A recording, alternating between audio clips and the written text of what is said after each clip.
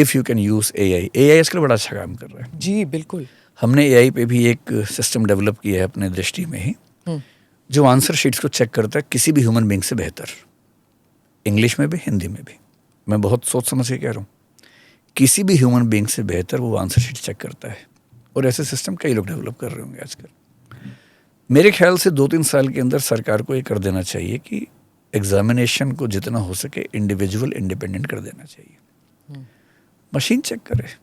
और मैं बहुत होशो-हवास में कह रहा हूँ कि AI बेस्ड सिस्टम्स अगर ठीक से डेवलप किए गए हों, किसी भी प्रोफेसर से अच्छा चेक करते हैं। आई थिंक HR डिपार्टमेंट सारे प्राइवेट एंटरप्राइजेज में ज़्यादातर HR डिपार्टमेंट अब जो फर्स्ट सिलेक्शन प्रोसेस है वो AI के जरिए होता है। हमने इस बार UPSC में किया, हाँ। पूरा मॉक इंटरव्यू AI से, AI से 2 इंटरव्यू सब बच्चों को दिए, फिर हमने लिया। और वो AI मॉडल हमने ट्रेन किया है जो एकदम UPSC लेवल के सवाल पूछता है, जवाब आने पर उसके बेस पे नया सवाल पूछता है।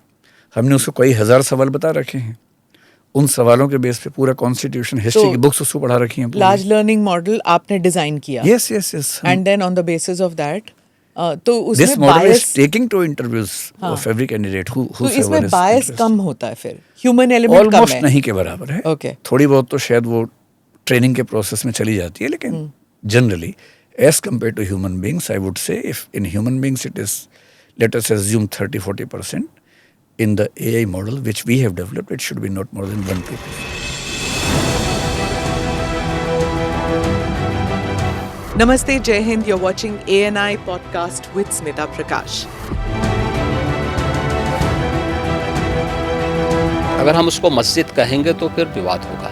The issue is टूटा है क्या भारत? 400 पार का मतलब ये है कि संविधान खतरे में है। क्या हम लोग ये निर्देश देते हैं कि फला को गिरफ्तार करके जेल डाल दें? वही तो कह रहे हैं सब। ये बेबुनियाद निराधार आरोप। सच्चा सुनना चाहो देखो स्मिता प्रकाश ANI, it does not lie.